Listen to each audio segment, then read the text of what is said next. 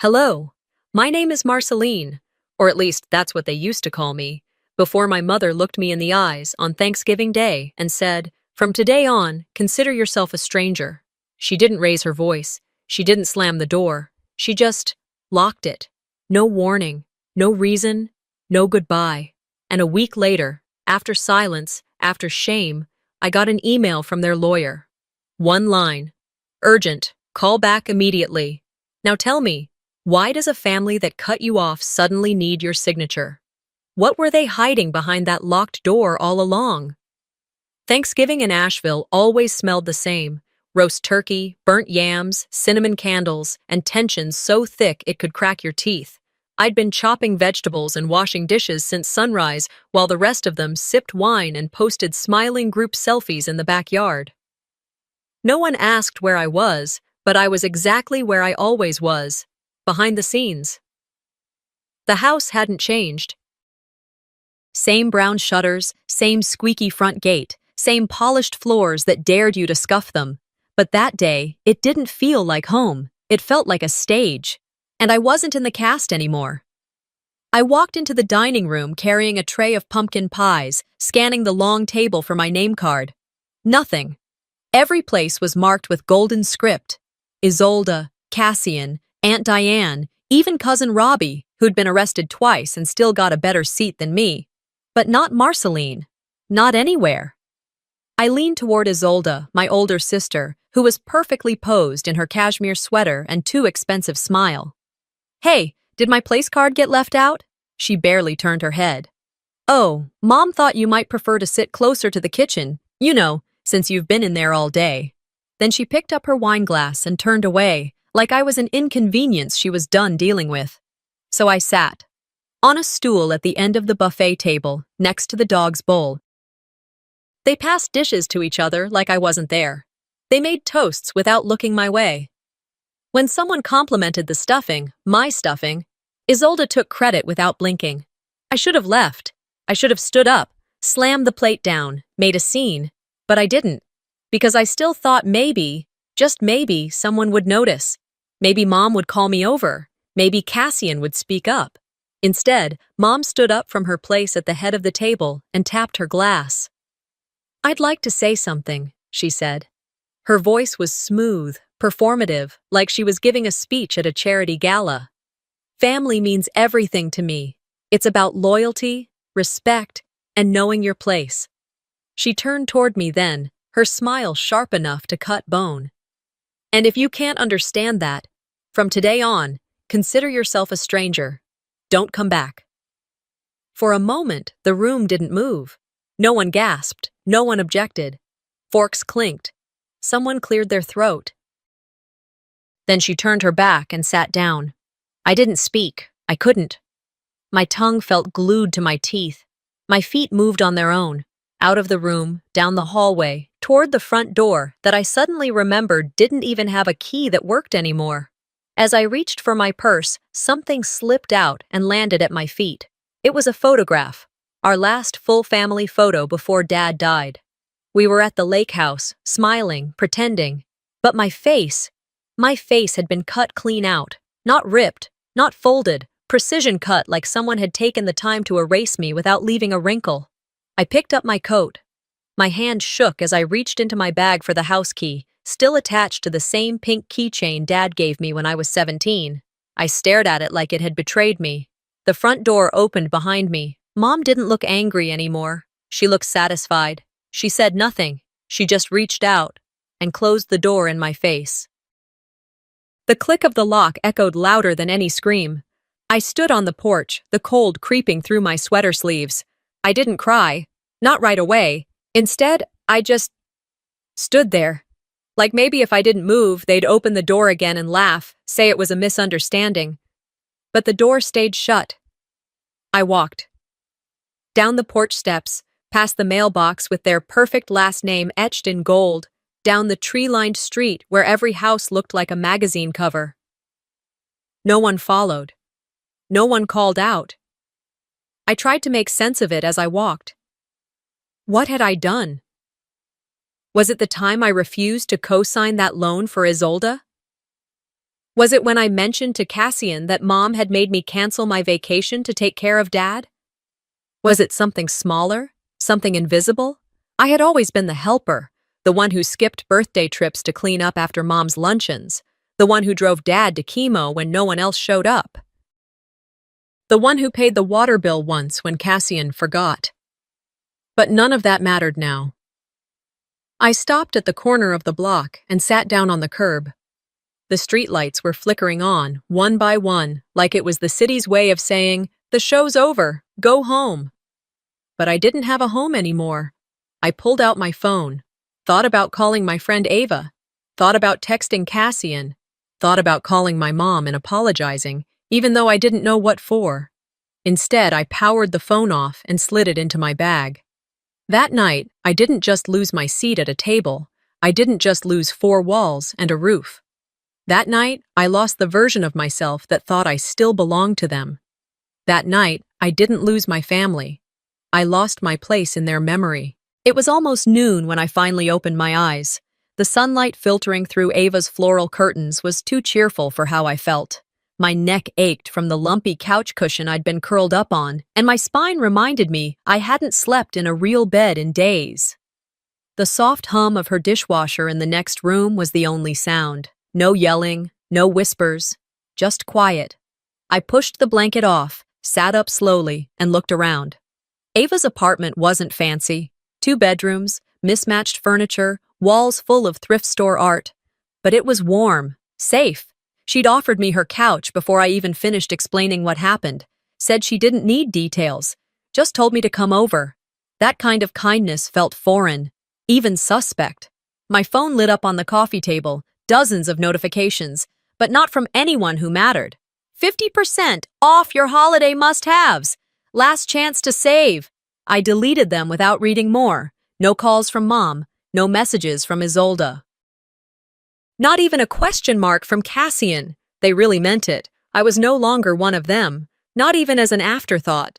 Ava walked out of her bedroom wearing an oversized hoodie, holding 2 mugs of coffee. "Morning. Or afternoon, I guess," she said softly, setting one mug down in front of me.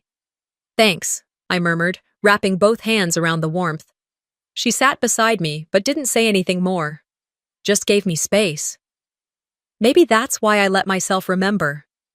It wasn't just what Mom said last night. It was everything before that. Every invisible jab leading up to the moment she made it official.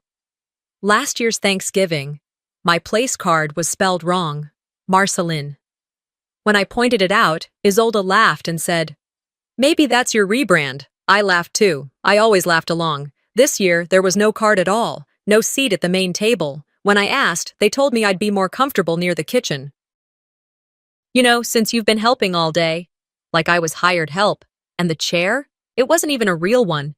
It was a folding metal thing, the kind we bring out for kids who won't sit still. They'd tucked it behind the wine cart, barely within earshot of the dining room. Halfway through dinner, Uncle David asked, "Wait, is Marceline not here this year?" I raised my hand and said, "Right here." He blinked, chuckled nervously, and turned back to his plate. No one even laughed. I wasn't supposed to be visible. I was supposed to serve, smile, stay out of the way. Ava nudged me gently. "You okay?" I looked at her and realized I hadn't said a word in 10 minutes, just stared into my coffee like it might hold answers. "I'm fine," I said. A lie. But also the truth. I wasn't okay, but I wasn't broken either. I was awake. "You want to talk about it?" she asked, cautious. "Not yet." I stood up, walked to the window, and pulled the curtain back. Outside, the city moved on without me. Cars passed, kids rode bikes, people had errands to run and turkeys to reheat. The world doesn't stop spinning just because someone stops loving you. I turned away from the window and sat at the small kitchen table with my coffee. Reaching into my bag, I pulled out my notebook. It was the same one I'd used for grocery lists, budgeting, reminders to buy toothpaste. Today, it became something else. I flipped to a clean page and wrote, "Maybe the worst pain isn't being hated, it's being erased." And then I kept writing. About every holiday where I ended up doing dishes while Isolde mingled. Every time Mom handed her the credit for something I'd done. Every moment when Cassian, my baby brother, looked away instead of speaking up. I remembered the exact second last night when I looked at him. After Mom made her announcement, after she called me a stranger. He looked down at his plate, didn't even flinch, didn't move. He could have said something, just one word. Instead, he stayed silent, and that silence rang louder than Mom's cruelty. I threw the notebook across the table. It landed with a soft thud, flipping open to the first page. Maybe they never saw me. Not the real me, just the version of me that made things easier for them. The one who didn't make waves, who filled in the gaps, the extra body when someone needed help moving, the last-minute dog sitter, the one who didn't need acknowledgement, just purpose. It's funny how being useful can make you invisible. I poured the rest of the coffee down the sink, rinsed the mug, and returned to the couch. I should have gotten dressed, should have called my job to explain why I missed my shift, should have done something responsible. Instead, I sat there and stared at the ceiling, until, out of habit, I reached for my phone again. I didn't expect anything new, maybe another sale, another reminder that the world kept turning. I scrolled absently, deleted a few more emails, and then I saw it. Subject: urgent. Call back immediately. From Jacobs Price, LLP. My stomach turned, not from fear, from memory. That law firm had handled Dad's estate. I hadn't heard from them since the week after his funeral. I tapped to open it, my fingers suddenly cold. It was a name I hadn't seen in years, but it was attached to the people who just erased mine. Regarding your urgent request. That's all I typed in the subject line. Just enough to let them know I saw it. Just enough to make them sweat. I didn't click send yet. I stared at the blinking cursor for another minute, feeling my pulse steady. It was the first time in days I didn't feel like I was chasing air. It was the first time in years I felt like I held something they wanted. Ava came out of the kitchen with a box of crackers and 2 bottles of water. She caught the look on my face and froze. "You okay?" I looked at her, then back at the laptop screen. "No," I said, and then, as I pushed send, "But they're not either." The email itself was short, just a few lines from Jacobs Price, a name I hadn't spoken aloud since my father's will was finalized after his death. "Miss Caldwell, we are contacting you regarding an unresolved matter involving your participation as a necessary signatory in an estate-related transaction. Please contact our office immediately. Time sensitive." Time sensitive. That word hung in the air like perfume you couldn't scrub off. After all these years of pretending I didn't exist, after calling me a stranger at their precious Thanksgiving, they needed something only I could give. I leaned back, folding my arms. The audacity, the entitlement. They never imagined I'd be the one to hold the keys. I didn't call them directly. I called Jacobs Price, and the receptionist put me through to someone named Mr. Fielding. Polite, clipped, and clearly not prepared for the tone I carried.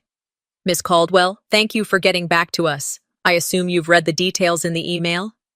"I have," I said, keeping my voice flat. Though I must say, it's fascinating to receive such an urgent request from people who recently disowned me.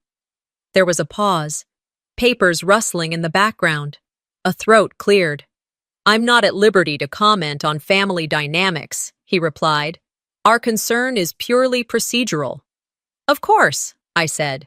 "Let's keep it that way." He explained, carefully, that my father had placed a clause in the trust. A portion of the estate was bound to my signature. It couldn't be moved, altered, or released without my consent. "And no one told me this before?" I asked. "I can't speak to that," he said. "But you've spoken to them?" "Yes." "Who specifically?" "Your mother and Miss Isolde Caldwell."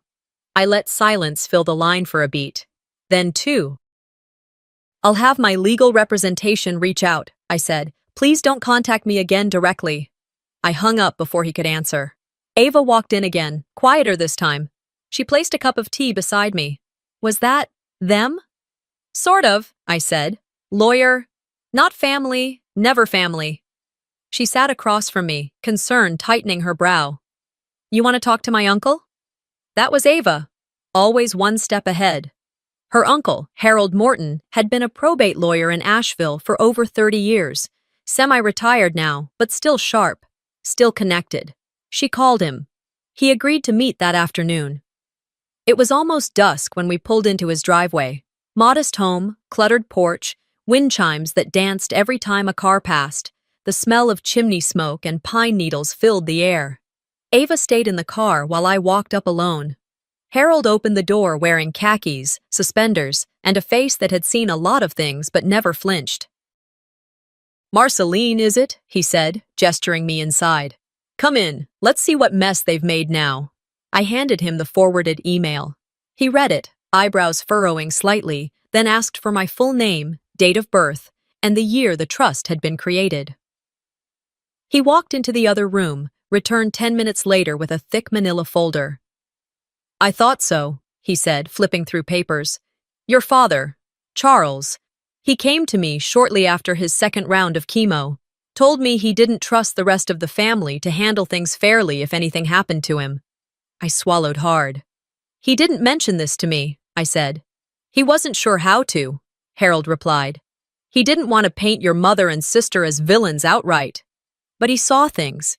He placed the papers in front of me. "This is the original version of the trust," he said. "It was filed before his final hospitalization. That portion they're referring to? It's a controlling interest in the Caldwell Property Group, nearly 40% of the operating assets." My hands trembled slightly. Harold continued. "Without your signature, nothing moves. No liquidations, no buyouts, no restructuring, and crucially, no inheritance distribution." I flipped to the back page. There it was. My name, in Dad's handwriting. Underlined. Not Isolda's, not Vera's, mine. It wasn't about the money. It was about the fact that, before he died, Dad saw me. He knew what they'd do, and he gave me the only thing they couldn't fake, legal leverage. I stared at the documents, and for the first time in days, maybe weeks, I felt something deeper than anger. I felt steadiness. Dad's voice floated back to me from one of those late-night conversations when he was on his third dose of pain meds and too tired to pretend. "One day, you'll hold it all together, even if no one says thank you." He hadn't been poetic.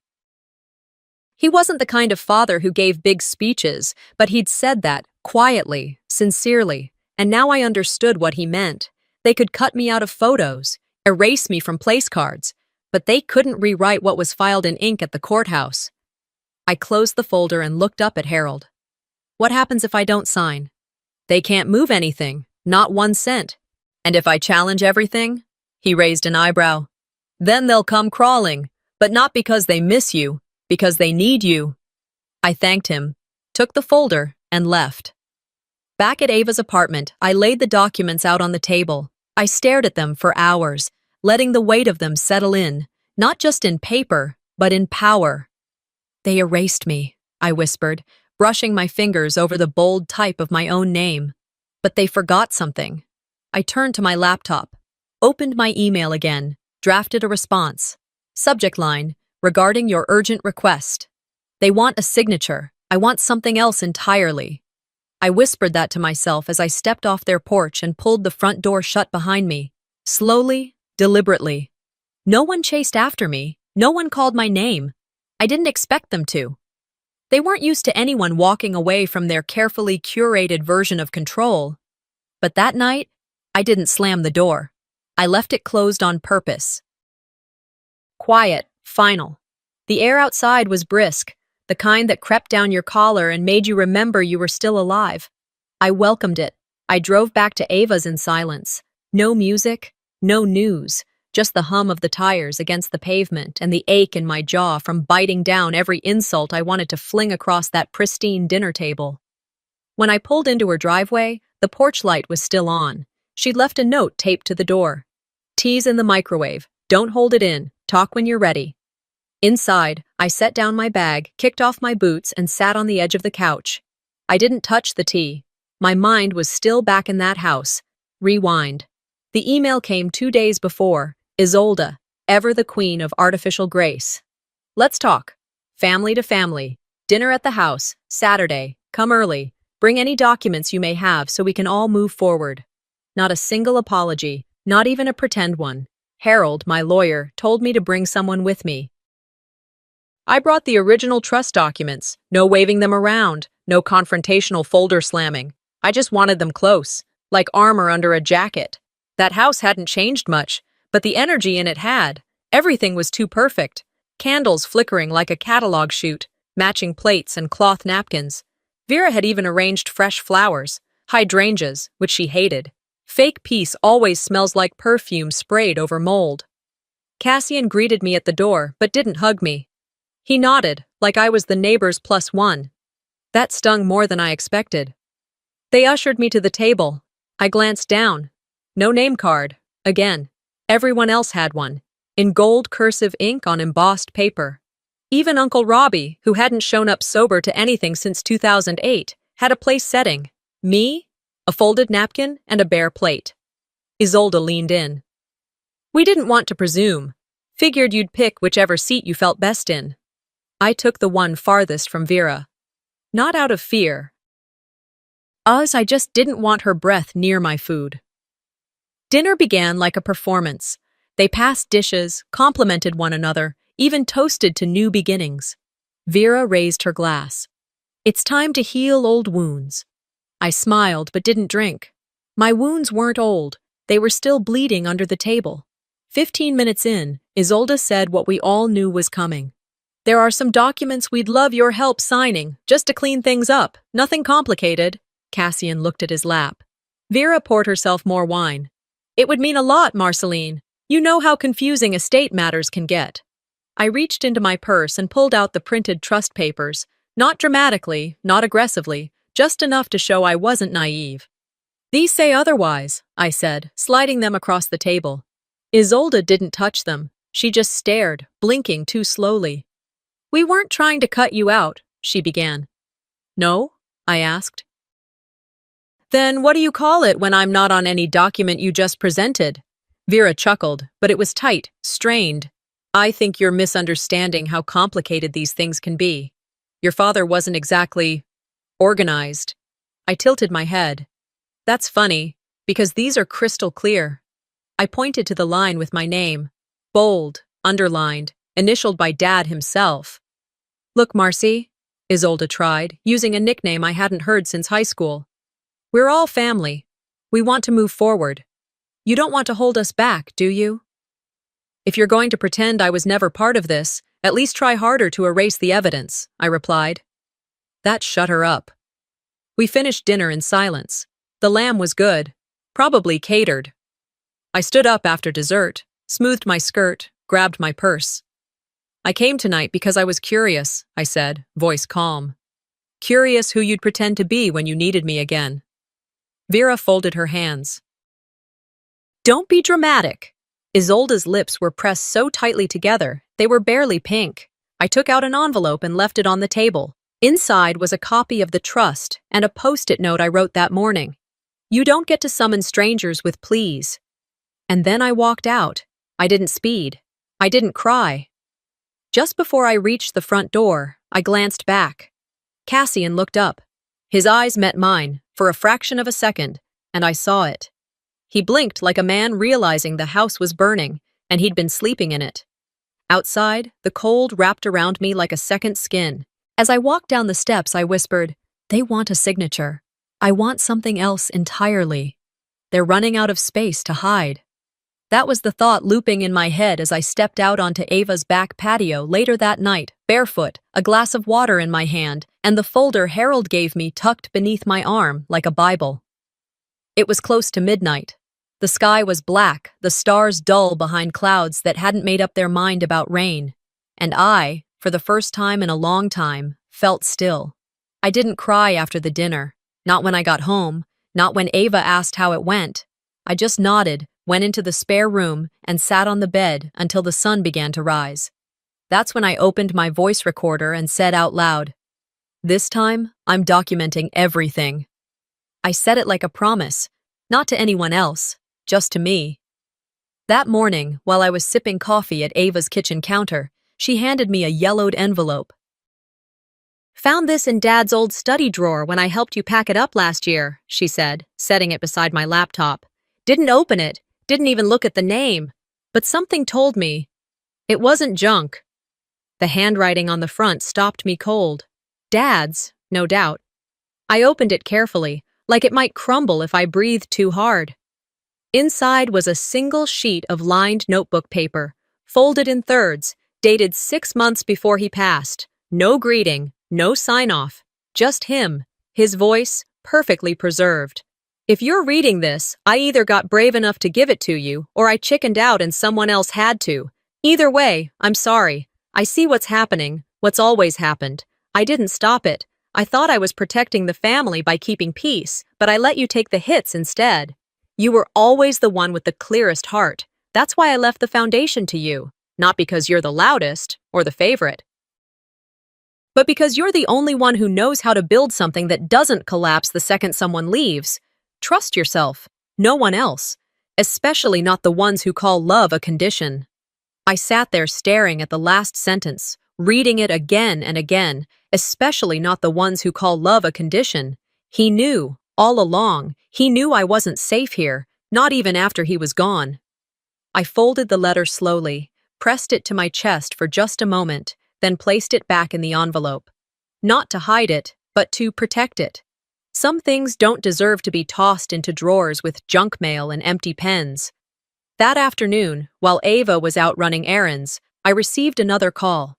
This one came from a number I hadn't seen in years. But the moment I heard her voice, I knew.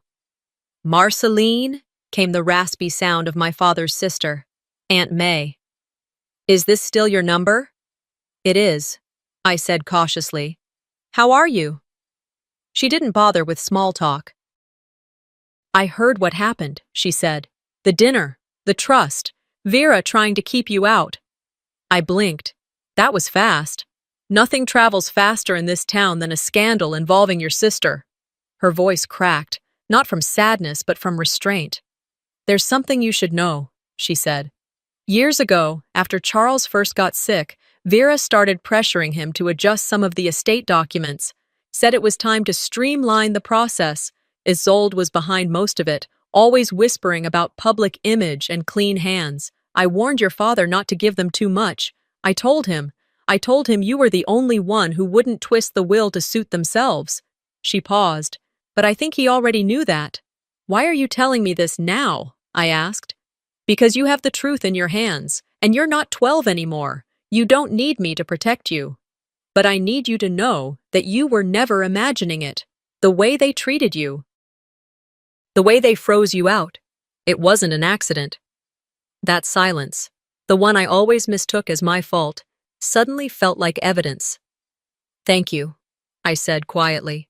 She didn't offer a blessing, didn't wish me luck, just whispered, "Make it count," and hung up. The next day, I scheduled a formal call with Jacob's Price. No email threads, no indirect messaging. I wanted their voices recorded.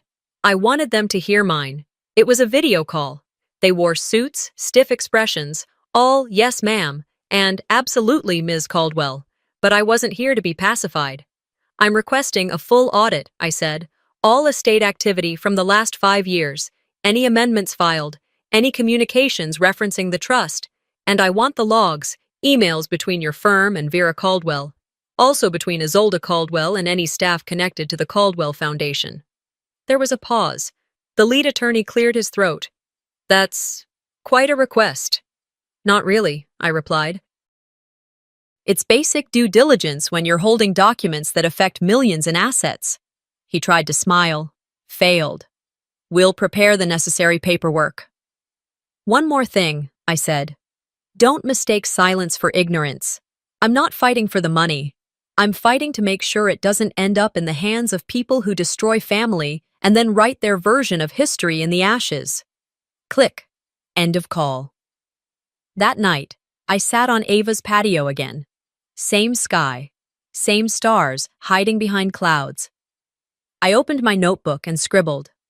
For years, I tried to be enough to be invited. Now I realize I was never meant to knock. I was meant to build my own door, somewhere they can't reach. Just as I was about to close the notebook, my phone buzzed. Cassian. The message was short. I found something. We need to talk. Not safe here. I stared at the screen. He hadn't reached out since Thanksgiving, since he stared at his plate while I was erased at the table. But something about his message felt different. They're running out of space to hide, I whispered. Then I tucked my notebook under my arm, grabbed my phone, and walked back inside. They're panicking. Good. I was still sitting at the kitchen table, the soft light of my laptop casting a glow across my half-empty teacup, when the knock came. 3 sharp raps, too firm to be polite, too precise to be confused with a neighbor. I froze. Not because I was afraid. No, that feeling had passed. This wasn't fear. This was anticipation. I muted the classical music streaming from my speakers, rose slowly, and walked toward the door. I didn't have to look through the peephole. I already knew who it was, but I looked anyway. Vera and Isolde. Vera stood with her arms folded like she owned the lease. Isolde was just behind her, lips tight, jaw clenched. I didn't see a car. They'd parked somewhere down the street, probably hoping not to be seen. They weren't here to visit. Ava wasn't home. She'd left for her sister's baby shower in Charlotte that morning and wouldn't be back until late. I was alone, but not unarmed. I opened the door, not wide, just enough. Marceline, Vera said. Not hello, not may we come in. Just my name, delivered like an order. I think we should talk, she added, the corners of her mouth twitching with something she hoped would pass for a smile. I think you should leave, I said. Calm, not cold, just steady. We didn't come to fight, Isolde jumped in, already stepping forward. We came to fix this, before it gets any more complicated. She had a folder in her hand. Thick. Official looking. I didn't move, but I also didn't stop her.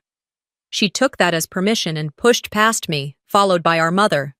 They walked into Ava's living room like they still believed the world bowed to them.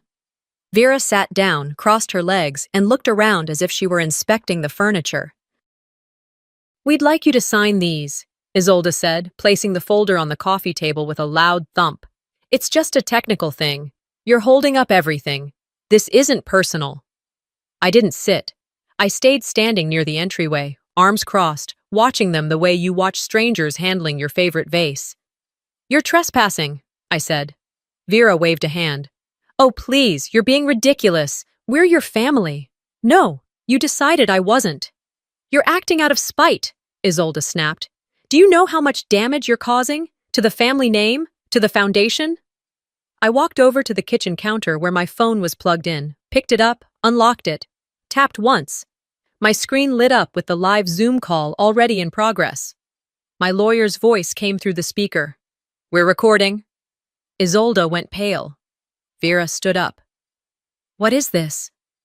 This, I said, pointing at the phone, is insurance. You're in my home. You entered without an invitation.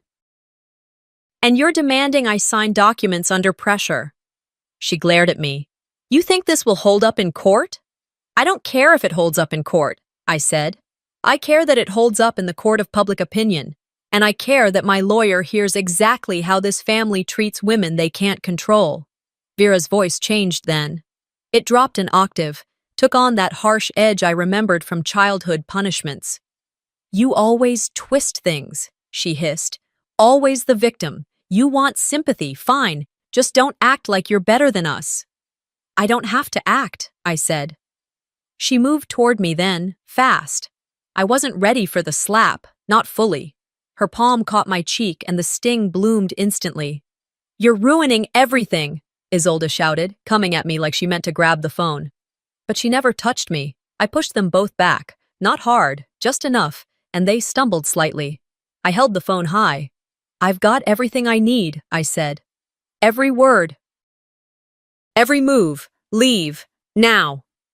They did. Not right away, not gracefully, but they left. And I didn't cry. I sat down, took a deep breath, and waited for the call to end. My lawyer's voice returned. We're filing the restraining order tomorrow. Do it! I filed the report the next morning. Quietly, efficiently, without fanfare, and I didn't tell a soul. Not Ava, not Cassian, no need. The legal notice went out 2 days later. Formal, professional, undeniable. This wasn't just family tension anymore. This was coercion, attempted fraud, premeditated manipulation. The letter read, in part, "You are to have no further direct contact with Marceline Caldwell. Any future communication must go through legal counsel. Any breach of this notice will result in immediate legal consequences." I didn't hear back from them, not directly, but the next day, Harold forwarded me an email. It was from his security consultant. They'd detected suspicious login attempts to the estate trust portal. The IP address? Vera's house. They were still trying to get in, still trying to rewrite things. But it was too late, because I'd already learned how to read every clause, every loophole, every trap they'd tried to set. I sat at the desk in Ava's guest room that night, lit only by the glow of a desk lamp and a sense of finality. "You threw me out," I whispered. "Now I'm locking the doors, legally." There was no rage left in me, just precision. This wasn't about revenge anymore. This was about refusing to be erased. A soft ping sounded on my phone. I checked the screen. Unauthorized login attempt. Family Trust Portal. IP 192.168.2.7.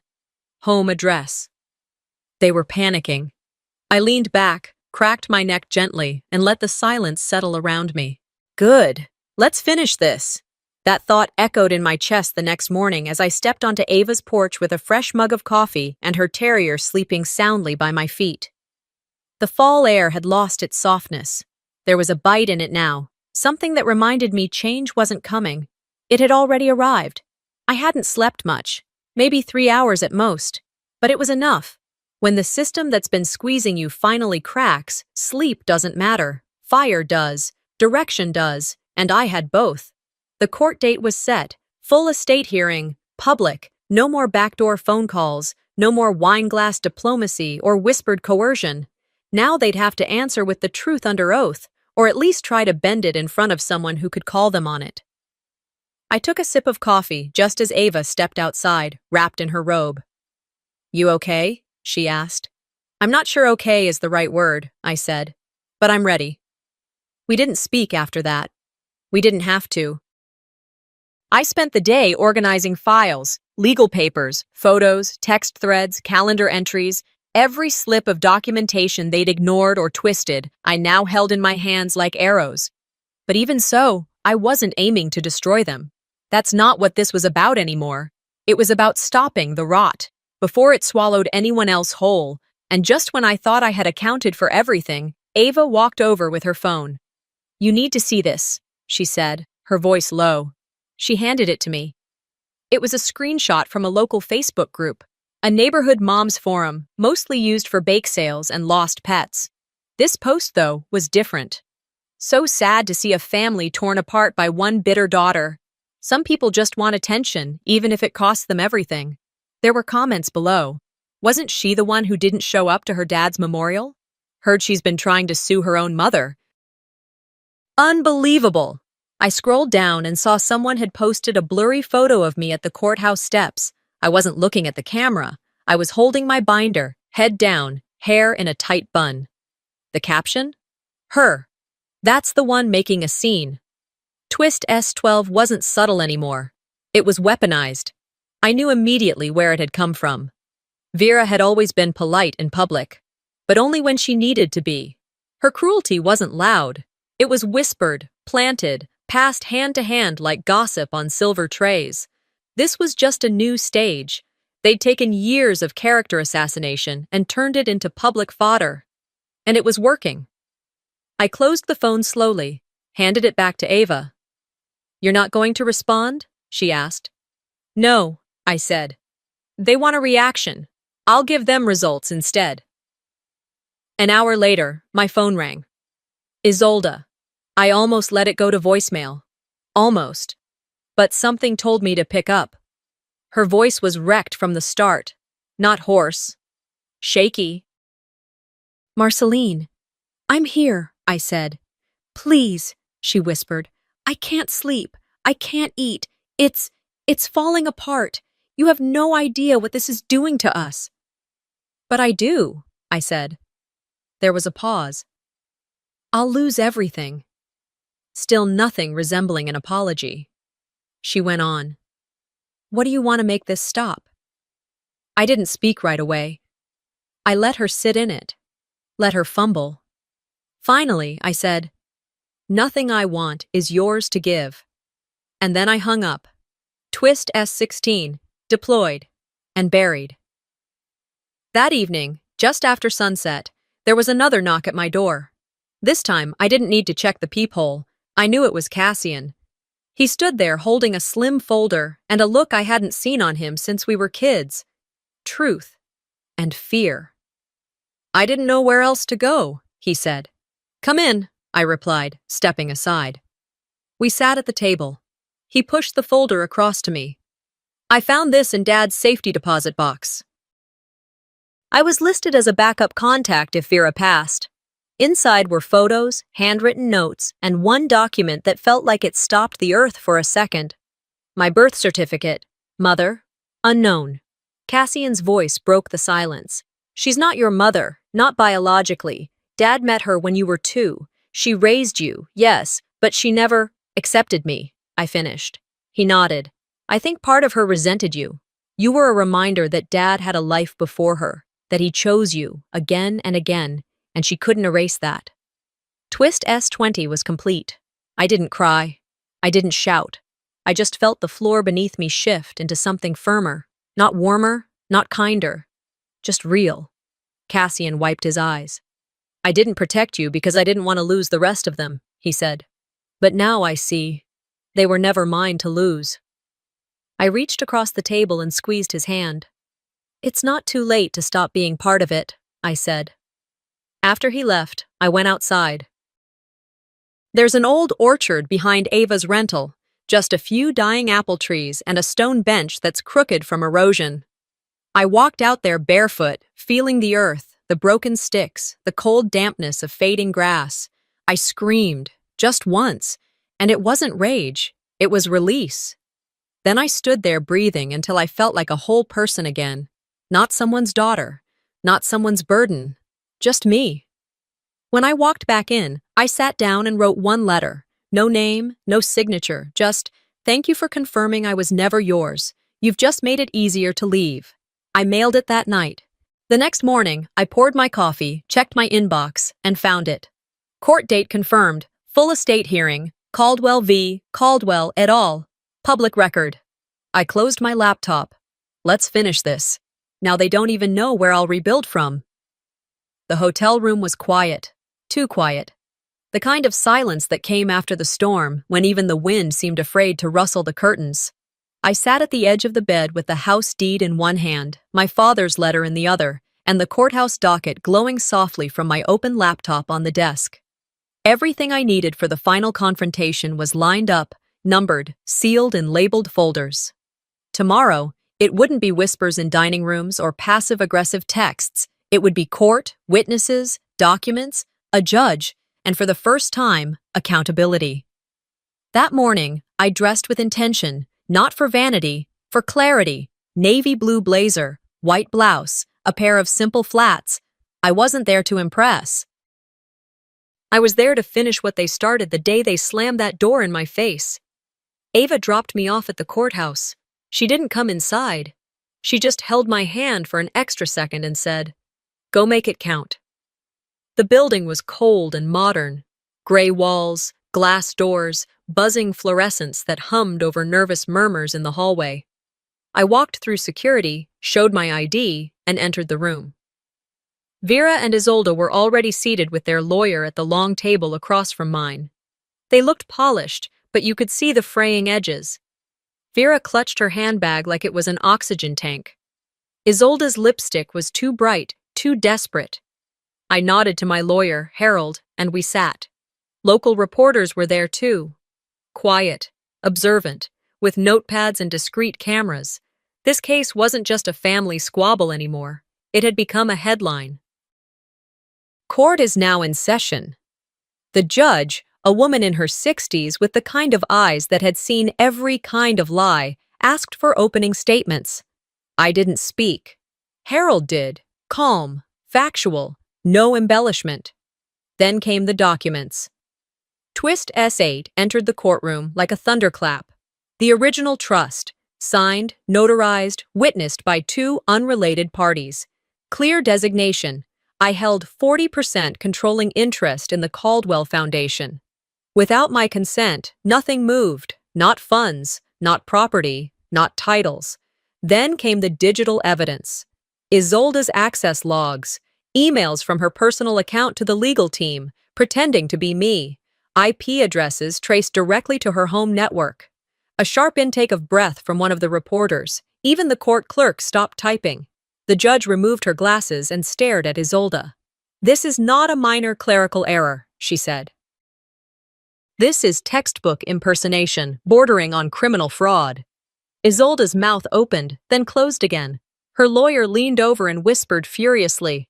The judge continued, "Without Miss Caldwell's signature, no part of this estate can be lawfully transferred. And based on these findings, I am formally referring this case to the district attorney's office for further investigation." Vera finally spoke then. "This is our family," she said, voice tight. "We should be allowed to fix this ourselves." The judge replied without flinching. "You had decades to fix it. Now the court will." Harold stood again.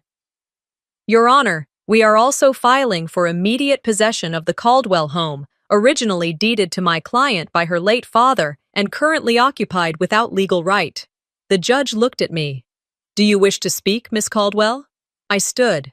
I didn't read from notes. I didn't bring tears.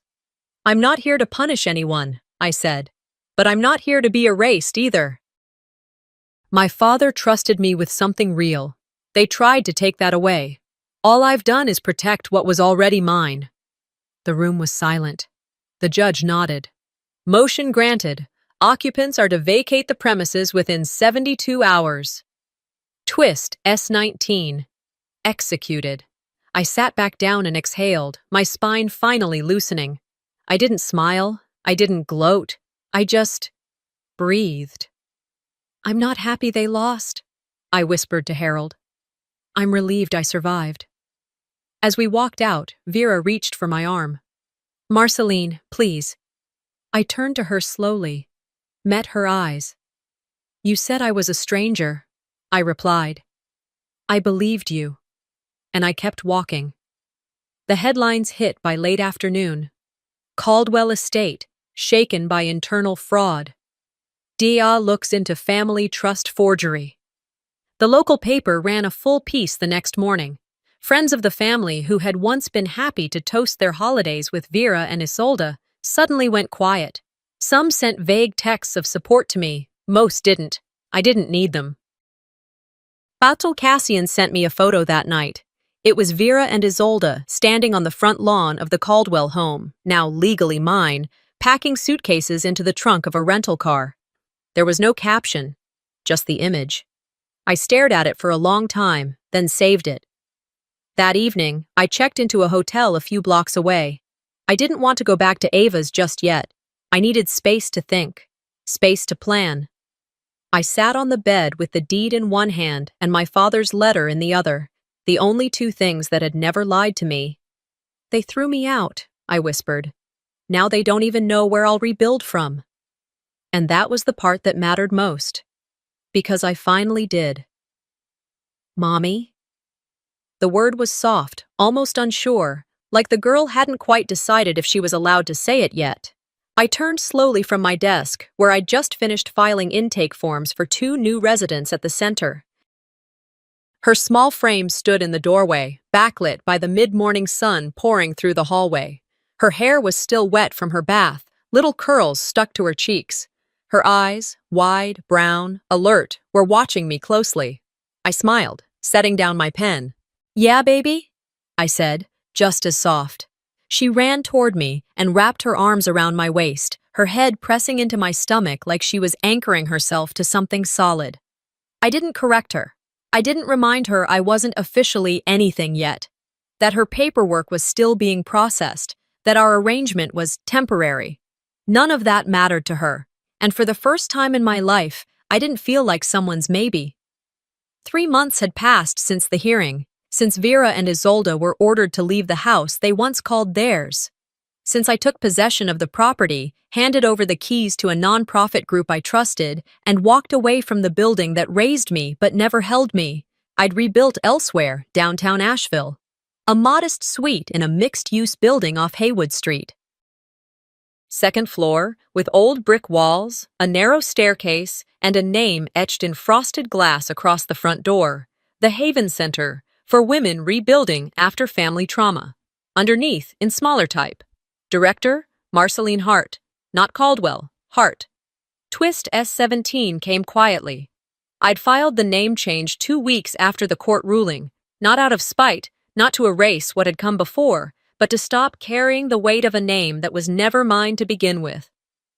Caldwell was a history written by other people. Hart was mine. The judge at the hearing for the name change had asked, "Why Hart?" I'd answered honestly, because it comes from truth, not blood. That morning, I wore a new badge, simple, gold-lettered, just Miss Hart. No initials, no titles. I'd asked the staff to call me that, same as the women who came through our doors. Every woman who walked in carried something heavy. Some were coming out of custody battles, others from generational pain. Some just needed to sit down for a minute and say out loud, "I don't want to keep surviving like this." We weren't saving anyone here, just witnessing them, helping them hold the weight until they could hold it themselves. Twist S21 wasn't part of the plan. Not at first. But there she was, Amaya, 6 years old, foster file full of gaps, bounced through 3 homes in 2 years. The social worker brought her by during an emergency placement. Something about the center's calm made them think she might respond better here. I said yes before I had time to doubt myself. And now, "Mommy?" I bent down and kissed the top of her head. "Want to help me with something?" I asked. She nodded. I walked her back to the main room, where volunteers were folding blankets and prepping supply bags. I gave her a tiny clipboard with stickers, and she beamed like I'd handed her the world. Later that afternoon, I walked through the city park nearby. It had become a ritual. The place where I processed my days, not because the scenery was grand, it wasn't, but because it felt untouched by the mess that had come before. I passed a young mother with her daughter on the swings. The girl's laugh floated into the air like wind chimes. The mother caught my eye, nodded in that way women do when they recognize something shared, and just like that, my throat tightened. Not from sadness, from possibility. It was strange, after everything, that the ache I used to carry like a second spine had turned into something else. Something softer, still present, still real, but no longer owning me. I sat on a bench, watching a squirrel dart across the path, and let the quiet settle around me. Vera and Isolde hadn't called. Not once. Not a letter. Not even a petty email. I didn't expect one. They weren't prosecuted, technically, but they were finished all the same. Their circles grew smaller. Their invitations stopped arriving. Their names stopped getting whispered with admiration and started getting whispered with pity. Cassian kept in touch. Not often, but just enough. He'd moved out of state, started a new job. Said he needed distance, too. Sometimes justice doesn't roar. It sighs. Quiet. But final. I remembered the girl I was, scrubbing dishes alone after every holiday meal, waiting to be seen, praying someone would say, "Sit, eat, you belong here." I remembered how long I waited. And now I belonged to myself. They said I was a stranger. Maybe I was. A stranger to their cruelty. A stranger to silence. And now, finally, a stranger to pain. Amaya's voice reached me from across the playground. "Mommy!" I stood, smiled, and walked toward her. Sometimes, family isn't who shares your blood, but who respects your boundaries. Marceline's story reminds us that silence in the face of cruelty isn't loyalty, it's surrender. But what happens when the person you trusted most becomes the reason you had to rebuild your life from scratch? Have you ever been treated like a stranger by your own family? Let us know in the comments, and don't forget to subscribe for more powerful family stories like this one.